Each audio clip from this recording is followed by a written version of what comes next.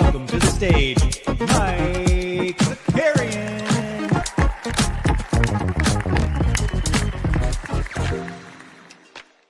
All right, what's going on, everybody? Welcome back. We had a little late NBA bit. I'm going to be honest, guys. The late games are starting to catch up to me.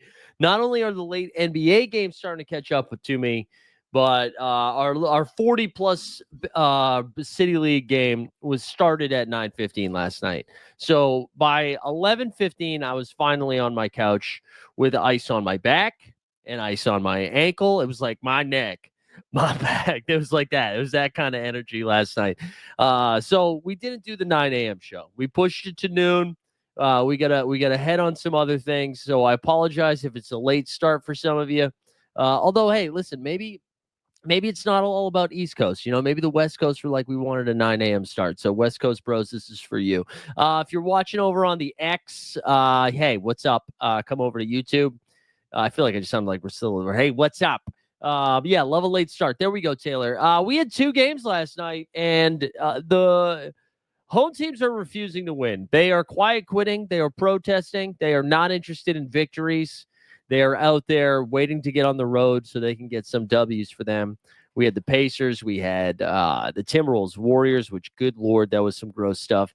And then tonight we see if the Celtics or the Thunder can break the streak. It was kind of funny seeing everybody on Twitter tweet the same exact thing at the same time last night. They were, it was 1 or 2 tweets. It was either asking, has this ever happened before in NBA history? Or it was them telling us this had never happened in NBA history. So it was a fun little back and forth. Before we get into it, though, do me a favor. If it's your first time here, like the stream, subscribe to the channel, do all that stuff, join the Discord, click the links, give me that dopamine hit. We got the NBA bit again tomorrow morning at 9 a.m. Tomorrow at 3 p.m., we also have the 89 Cavs returning. We got our boy Justin and Steve coming back. And then no shows on Friday. Friday, I'm on the road heading to Live Free or Die. Massachusetts first and then New Hampshire for a little wedding to celebrate my buddy Dev. So no content on Friday. We'll be back on Monday. But all right, that's enough bullshit. Let's go. Let's get into it. I hope you guys had fun watching the Cavs game. I'll be honest. My game started at 9:15, right? So your boy was, monitoring the game. It's in the fourth quarter. It seems like this is it's curtains, right? It seems like we're all done here. Cavs are up like double digits. The last I checked, I believe they were up 11 with like 4 or 5 minutes to go. It felt like it was over. Also, why is this not sharing screen? What's going on here? Where is the screen share? There we go. Felt like it was over, right? And then all of a sudden, I check my phone at halftime, and I've got 4,000 messages, and I take a little sneak peek, and Haliburton was doing Haliburton stuff, man. Just a brutal loss for Cleveland. There's no other way to cut it, man. I feel like, last year they battled some injury stuff too, with Mitchell missing some time, Allen missing some time. But that to me was a different story than that was a different team. I don't think they had the same type of ceiling that this Cavs team did. And I don't even think we can judge them fairly. And as Tom Ziller pointed out in his Good Morning It's Basketball newsletter that came out today, which, again, highly recommend, he was even saying, too, like, this Cleveland team now has to start, starting next year, has to start figuring out who they're paying and how they're paying them. And so to not actually get a real crack at this. Now, it's not over yet, but they got to win 4 out of the next 5, right? So that they are in a little bit of trouble. And I know my favorite bit on this show is to, like, backhanded compliment Donovan Mitchell. Like, if you need 30 points in a playoff loss, I got a guy for you.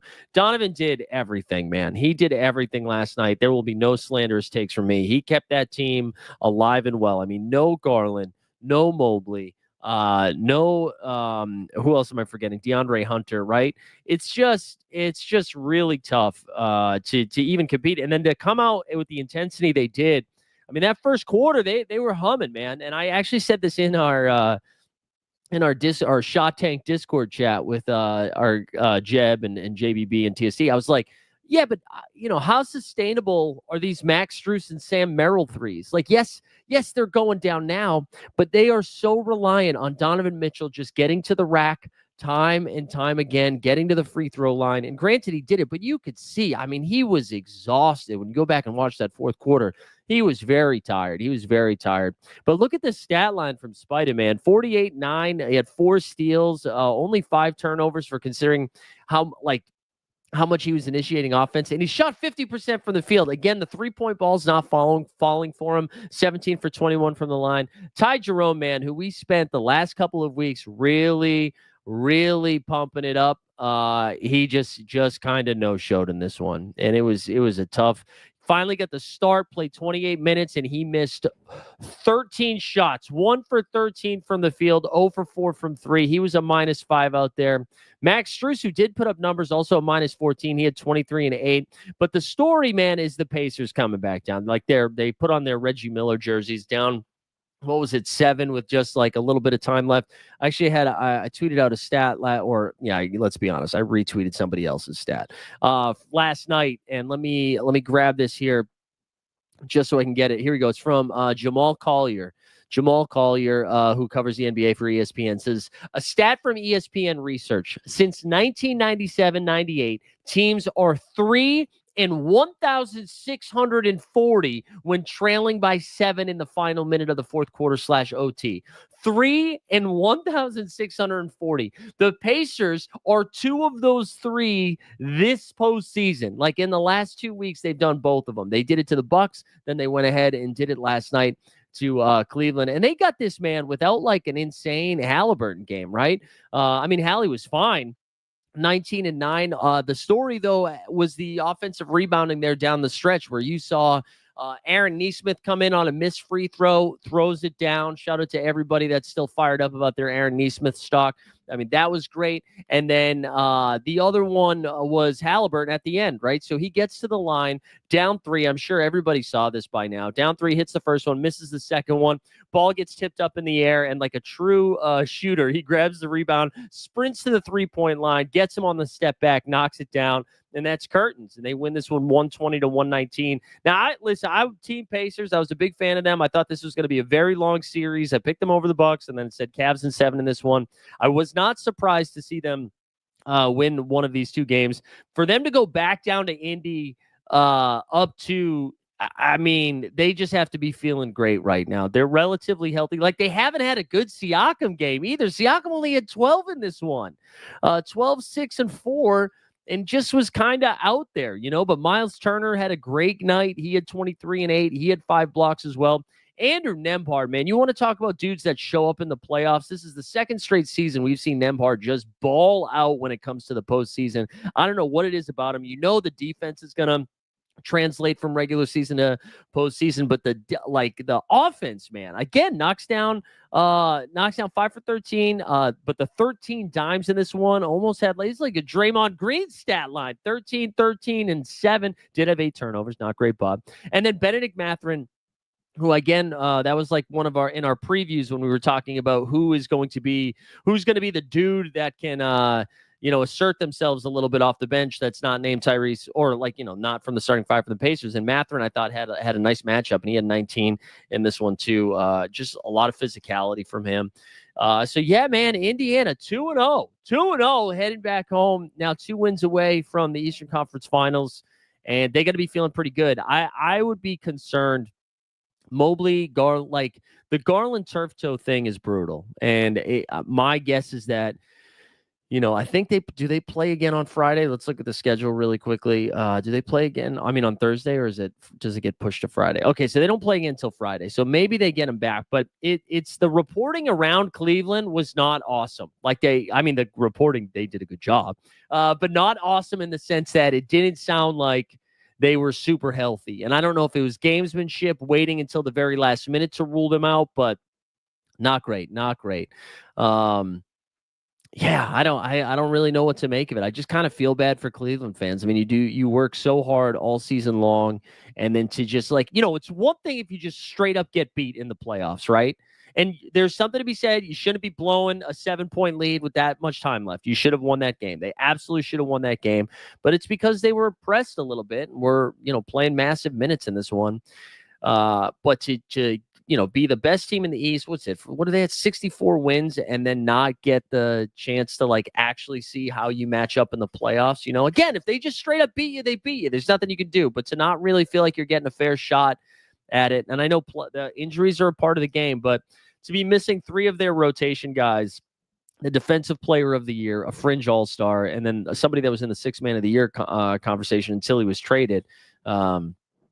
Just tough. And then and Ty Jerome, lights too bright, right? I don't know if Jared Allen passed that meme along to him, but the lights too bright for Ty Jerome. He has not had a great second round.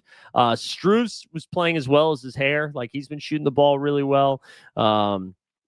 Yeah, and the Weisberg, that's right. Like, they barely missed any games all season long. And I mean, you can almost kind of survive one of them, Like, I do think if Mobley and Hunter were available, or even Garland and Hunter, like, they're really missing Garland's playmaking and shooting, but it's just asking so much of Donovan Mitchell. So I guess, like, I will say, like, Cleveland, you win game 3 and all of a sudden, I wouldn't say like you've completely taken momentum back, but it's not cookies yet. It's not over yet.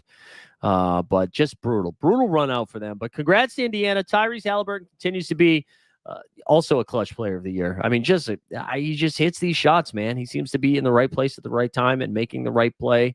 Very cool. I mean, especially for how, like, I wouldn't say poorly he played, because he still was in control, but only took 2 threes. The entire game. Looked like he hurt his wrist early on in that. I think it was late first quarter, early second quarter. Was holding his wrist in a way. The way he was reacting, I was like, shit, did he just break this? But he didn't. He didn't break it, and was able to finish the game. And yeah, wow, Indiana, two wins away from the Eastern Conference Finals. And again, right, we were saying this yesterday, I think, man, injury-wise, nobody runs better than the Pacers. Last season, the Bucks, the Knicks. This season, the Bucks.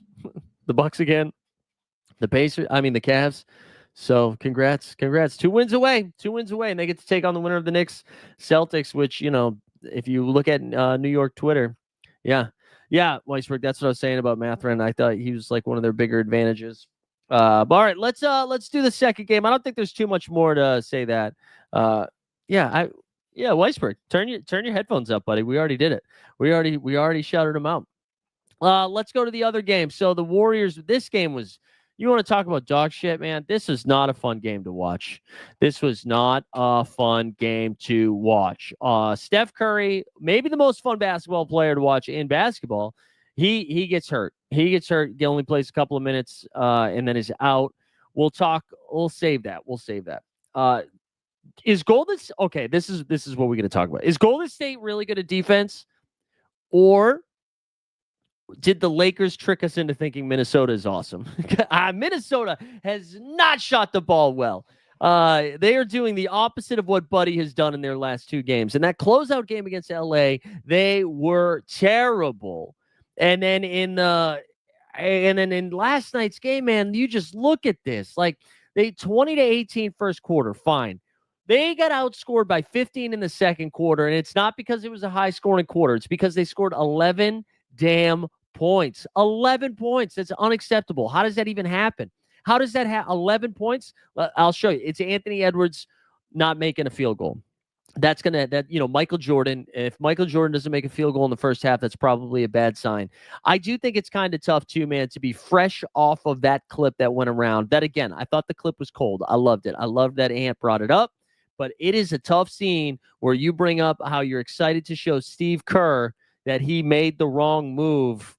Because Steve said, if we had the number 1 pick, we wouldn't have taken you anyways, right? And remember, that's the draft where they took James Wiseman second.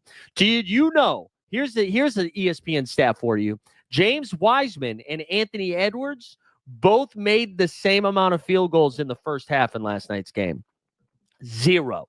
It's just tough to go out there and do that. And, they woke up a little bit in the fourth quarter. The Nasri 3 balls started falling a little bit more, but they just didn't have it last night. They seemed not ready for the moment, which is weird because it's not like this is their first time in this playoff or on a playoff run. And Ant did get a little bit more aggressive in the second half with getting to the rim. But you just look at these stat lines. I mean, finished 23 points, 14 boards for Ant, 9 for 22 from the field, 1 for 5 from 3. He is the only starter for the Timberwolves to hit a 3 last night. Randall over 3, McDaniels over 3, Rudy, whatever. Mike Conley missed his 2. And then when you get to the bench, like Nas went 3 for 7, he had 19 points. Dante 1 for 7. And I got to tell you, Dante is slowly moving up the ranks of like the most confidence with the least reason to be that confident. I'm not saying he's a bad basketball player, but I'm just saying he's moving around there like he's shooting 80% from 3. And he's not. He's not. And like it's got a little Eddie House in him sometimes. And I think Dante's a better player than Eddie House, but it's a little Eddie House. Maggie Carp saying we're going to cancel all the Rudy minutes. I actually thought Rudy did an okay job in some of his time out there. There was a couple of moments where it felt like he was asserting himself down low, but I think it's going to be a Nas Reed series. And listen, if Jaden McDaniels is going to play like that, it's not going to happen. It's not going to happen. If you like, they need Jaden McDaniels to be closer to like he's got to knock down some threes. He has to. And Randall, like this could be a series where Randall does a little bit more bully ball. I thought we were going to see that last night. But I mean, the real story here, like, let's first give some Warriors some love. The Warriors were playing awesome defense last night. Buddy Hield scored 22 in the second half. He now 14 threes in a 2 playoff game span, I believe is a record now. So congrats to Buddy. He knocked, I think, all of them down in the second half. Jimmy Butler with 20, 11, and 8. Draymond had 18, 8, and 6, had a big Draymond game. But Steph, the thing is Steph, right? So they already basically kind of wink nodded saying he was going to miss game 2, which is Thursday, right? And I think that's obviously they're going to do that because they stole home court advantage by winning game 1. So I don't think they have to freak out. And then I think they're just every other day until they get to game 4 and game 5. But it sounds like it. I mean, I think best case scenario, he's back for game 4, but in all likelihood, it's later than that, man. I mean, I like the fact that they were able to rule him out immediately last night makes you think that it's going to be tough. Now, we should get some more word on that a little bit later this afternoon once the MRI has been completed, but my guess is we don't see him until game 4 or 5.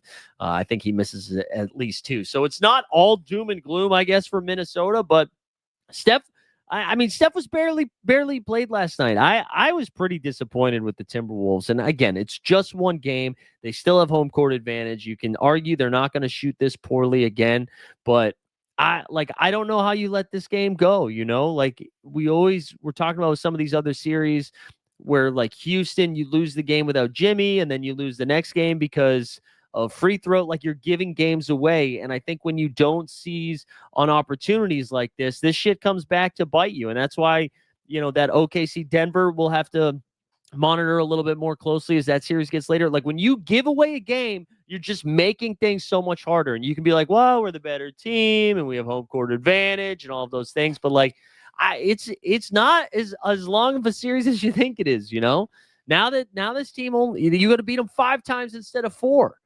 And so I don't know. And Maggie Carp says, how many more Buddy Hield games can Golden State get away with? Well, it is a lot of Buddy, but man, shooter's going to shoot, ride the wave, ride the hot streak here. He's probably not going to do this all the time, but we still haven't seen like a crazy Jimmy Butler game, which we're getting. And now now Steve Kerr, one of the benefits of him playing 45 guys a night, even in the playoffs, is he's just kind of doing whack-a-mole to see who's hot. Like, are we going to get a Moses Moody game? Are we going to get a Gary Payton game? Or like Brandon Pajemski, is he going to get a game? We saw Pat Spencer hit a running hook last night, which I hadn't seen one of those in a while. So that's cool. So, I mean, yeah, and like Kuminga played 13 minutes, was -9. Shout out JK. So I don't know. I don't know what they do. It sucks. It sucks that the Steph injury's down. And I think I just don't know how Minnesota lost that game. I don't. And I don't think we need to overreact to be like, whoa, should the home team should the better team get to choose to start the series on the road? Like, I don't think its home court advantage doesn't really matter right now. I mean, I think you can point to specific things. I think like in the Pacers Cavs series, you look at they were so shorthanded, and I think those teams were pretty close. Celtics shot historically bad from three in a game that I don't think is going to happen again. The Timberwolves, actually, I don't have an excuse for the Timberwolves. I don't know what the fuck that happened to them. And then in the Thunder Nuggets, they don't have experience, so that's why. Adam is saying Kerr doesn't know how to coach without Curry. Adam, listen, I actually don't hate this sort of take. The only thing that I would say, Adam, is you picked the wrong time to drop this take, because they literally just won a game without Steph Curry last night on the road in the second round of the playoffs. So I don't think this is a terrible thing to plant your flag on, Adam. I just think you planted your flag on a very cold day where it's hard to break the surface. You know what I mean? I would wait until they lose the game and then I'd come out and do it. It's kind of like everybody being mad at Steve Kerr for not playing Tatum in the Olympics when they won the fucking gold medal. You know what I mean? So you kind of have to pick your spots on those. But I hear you. Adam. I think Jonathan Kuminga agrees with you. Also, Adam, I think we should invite Adam on stream, but you have to use camera just to make sure this isn't Jonathan Kuminga. Is this Kuminga right here? Although Kuminga would probably also say he doesn't know how to coach with Curry as well. But let's see. I don't know. Anything else from this game particularly? I don't know what to take away from it. It's just does Minnesota what do you do differently? What do you do differently if you're Minnesota? I guess we said, yeah, I know, Mike. Congrats, Mike. What do they do differently? What do they do differently? Do we see less Rudy Gobert? Is that a move that they make, or do we just chalk that up to a bad game for Minnesota and everything's fine? Stan says if the road team wins tonight, everyone will lose their mind. I agree with that. I absolutely agree with that. People will lose their goddamn mind if it happens again. I don't think we'll see that, though. I kind of think both home teams win tonight. So let's actually take a look at that. I'm nervous for Knicks fans right now.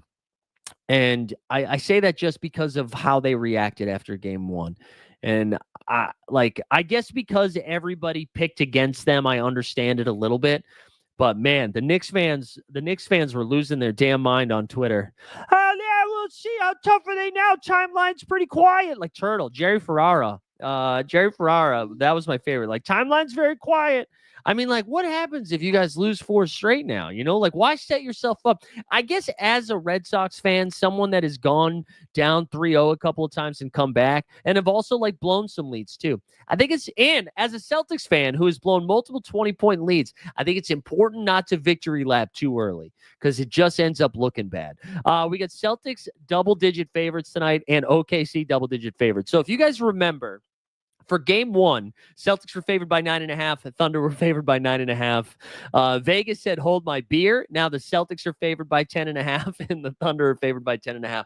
I think the biggest thing that I'm concerned about is listen, I don't want to go on the Joe Rogan podcast. All right. And I don't want to talk to Robert F. Kennedy Jr. I am a little concerned with what kind of sickness Kristaps Porzingis has. It feels like nobody has an answer.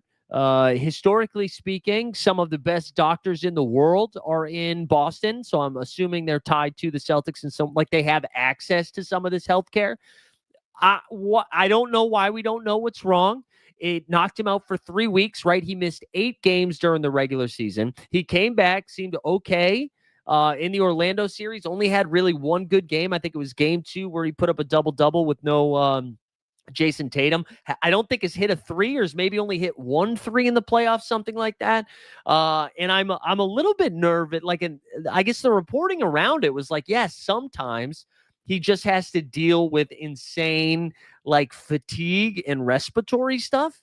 And I'm not gonna lie, that sounds bad for an athlete.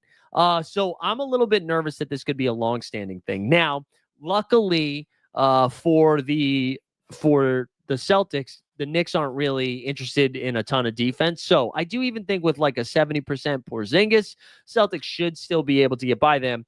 However, I do think if you start looking forward to further rounds, whether it's the conference finals or the finals, you are going to need a full team. So I am a little bit concerned here about the Porzingis stuff.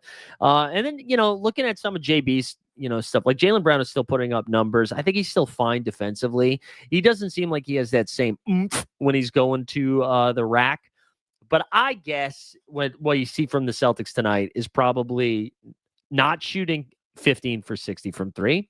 I think they still probably take 50 plus threes if we're being honest. I think they're still going to jack them. But I think we'll just see a little bit more of a sense of urgency. I'm trying to think, when is the last time like the last time the Celtics have been down in a series? Was it that Miami Heat when they were down 3-0 a couple years ago?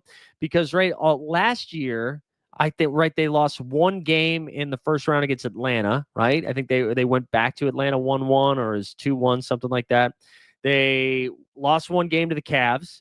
They swept the Pacers and lost one game to the Mavs, right? So I do think this is going to be the first time that they're down in a while. And so I'm curious to see what kind of response they have. Because I'll tell you what, right now, if the Knicks do come out with a real sense of urgency and like punch them in the mouth in the first half, get ready. Their bum holes are going to be tight. And I could see, and you're going to feel it in the Garden, right? Especially because the Knicks fans have traveled. They played Miami in the first round last year. It all runs together, Stan, because your team has just been bad. And so like I kind of forget when we get to the second and third rounds, like who the first round teams were, you know? Anyways, anyway, I do think there could be some concern here. Last year they lost one game game one in the second round. Okay. But yeah, I could see some concern if they come out strong. And the Knicks fans have been traveling well, and maybe like Boston just tightens up a little bit, but you know, they have been here before, championship caliber team. I think everything is going to be fine. I am feeling good about Drew Holiday. Like, he seems healthy. He seems good. The second game, though, I think is really intriguing. I don't know, like Golden State, right? They come off a 7-game series, only like a day or two off, have to go to Minnesota and then beat Minnesota without their best player. Denver, off a brutal 7-game series against the Clippers, one day off, goes to OKC, wins in OKC. If the Thunder are a serious team, they're going to win by like 20 tonight. And if they don't, it honestly might be better for them long term if they win like a close game. But if Denver goes out there and hangs tight, and we get into like the last 4 minutes of a game and it's like possession by possession, I don't know, man. This could be like the honeymoon. We talked about this on Hoop Sense a little bit yesterday, which if you missed that, go check that out in podcast form or on the Count the Dings YouTube channel. The honeymoon will be over for OKC. They'll say, fuck your picks. We need to go win right now. So I'm fascinated to see how that's going to go. I'm curious if Dagnall makes any sort of adjustments, like moving is it Steen or Stein? Hartenstein on Jokic to start to try to limit the Chet fouls. But I know a lot of people are saying, like, I can't believe they put Chet on him. I mean, he got both of those guys in foul trouble. It's not like only one of them were in foul trouble. He got both Chet and Hartenstein in foul trouble. I wonder if they up the Caruso minutes. But, I mean, all of that is just window dressing, right? If Jalen Williams and Chet Holmgren can't provide anything offensively, it's not going to matter. It just won't. Like, Shea's going to basically turn into a glorified Paolo for the Thunder. You know what I mean? Like, in that first round, Paolo's going to put up almost 40 a game. It does not matter if no one else is going to do anything. Like, the Thunder wasted a 20-point, 5-steal Caruso game at home with the lead just from, like, strategy, right? They clamped, choked up there with missed free throws and just kind of some errors. I don't know, man. I don't know. I think they come out there and win. I think the Thunder come out there and win this game. But I've been wrong. I've just been wrong with every single take. I thought Minnesota would win last night. I thought the Cavs would split the first 2 games. I'll be honest. I thought that was going to be a split. But Taylor was saying Jokic is really good defensively before his foul trouble too. Taylor, listen, Taylor. You guys know I'm a Jokic fan. You know I pull for Denver here. You're going to start rolling out there and saying Jokic was really good defensively. Let's pump the brakes, man. Listen, and I think he's better than most people give him credit for. We start saying really good, I'm gonna make you hang out with Adam. And who's talking about Kerr being a bad coach without Curry. You guys and you can go trade your homer takes back and forth to each other, okay? I want to say he's really good, but you're right. You're right. Jokic, basically, Tony. I'm close to putting you in timeout. I don't know who are you guys taking tonight. Let's do the early game. You taking Boston or New York in this one? Boston or New York? Put it in the chat. And yeah, and if you're watching over on Twitter too, we get a big audience over on the X.com. Come on over to YouTube. Come hang out on the tubes. We're having fun over here. You can find it at the NBA Bid, hosted by Mike Zakarian. Come on. Vibes are good.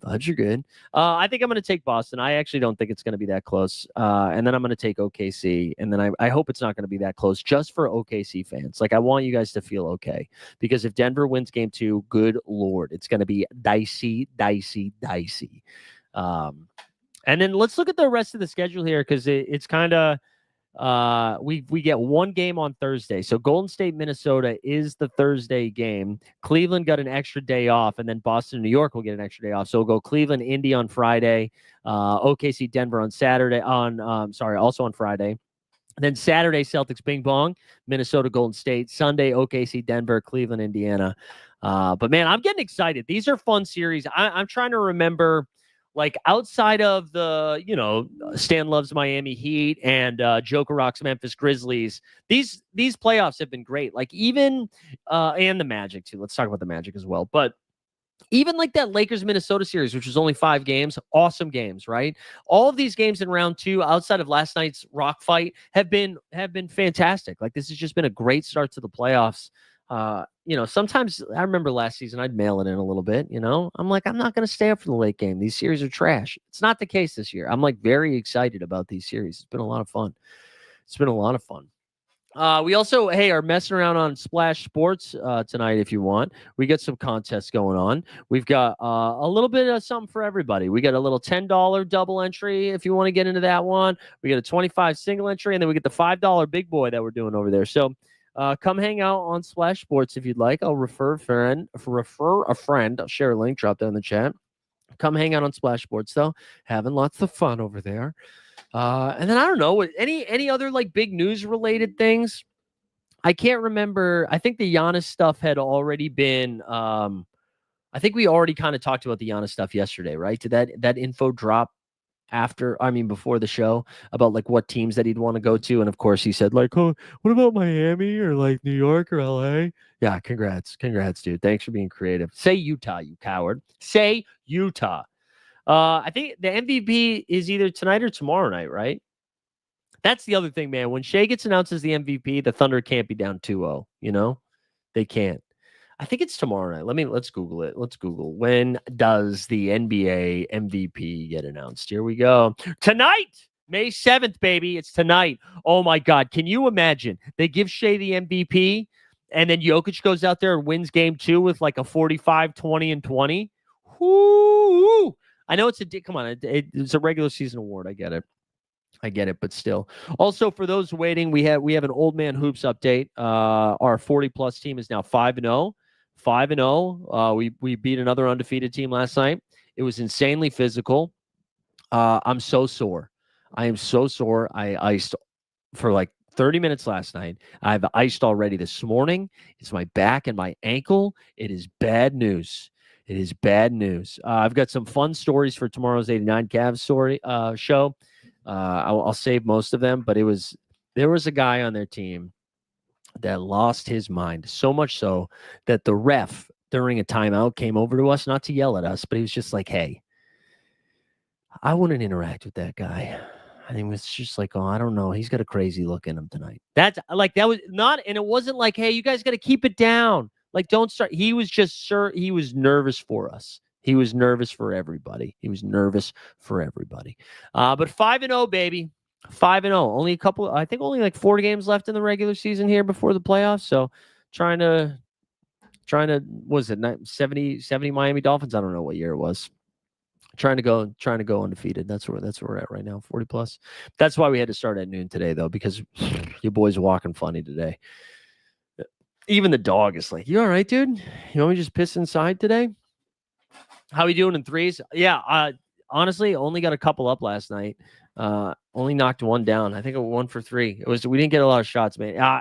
I'm telling you, it was like we scored almost all of our points in the paint last night with our big dude. but it was just it was too aggressive. It was a lot of hand checks, a lot of fouls. And I had to spend so much energy on defense because I was covering a dude like 6 inches taller than me. So not a lot of shots up, but that's okay. That's okay. It's a team W, baby. It's a team. No I in team. There is me, though. Anything else you guys want to get into? This might be a relatively short ep today. I don't think I have any other spicy takes. But yeah, if you guys did I miss any like news related stuff? We talked about Pop yesterday. I don't know. I think that's it. Tomorrow's show will be interesting because I'll be curious to see if we're like full. Like, man, if the Knicks win tonight, like because everybody. I mean, Colin Cowherd, Brian Windhorst, like anybody that's anybody talking about the Celtics Knicks series. Like, even though the Celtics lost game 1, they were like, whatever, dude. If the Knicks win game 2 and then go back home, I know the Celtics were like the best road team, I think, or if not, maybe it was the Thunder and then the Celtics. They're one of the best road teams this year, so I know they don't care about playing on the road. But, man, if you go down 0-2 to the Bing Bong Boys after nobody picked the Knicks to have a shot in hell, that's going to be fun. Stephen A. Smith might, like, die on camera. Like, that'll – and then Sam Morrell will make some joke about him not being a real Knicks fan. But I'm ready for it. All right, gang. We might call it there. There's some day baseball. You can go enjoy some of that. If you're playing SORARE tonight, I don't need to rank the MVPs for you. I mean, you know it. Jokic. You could make a case to play Tatum over SGA if you wanted to, because I think Tatum does have a big game. I'd still go Jokic, SGA, then Tatum. I think those are the clear top 3. If you're playing SORARE. I don't know if anybody's got any early sweats here in round 2. I got some fun underdog. I'll be honest, guys. My underdog best ball bags are basically all Knicks, Nuggets, and Pacers. So, I don't know. We're having fun.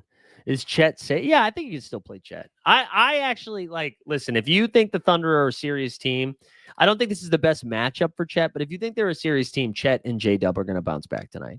I don't see them having 2 consecutive bad games. But if they do, it's Jover. Speaking of Jover, we're going to call it there. Thanks for hanging out, dudes. Hope you enjoyed a little midday bit. We'll be back tomorrow morning at 9 a.m., 89 Cavs at 3 p.m., and then that's freaking it for the week. And then we'll be back on Monday. And who knows, maybe some of these series are wrapped up by Monday. What? All right, we'll see you later. We out.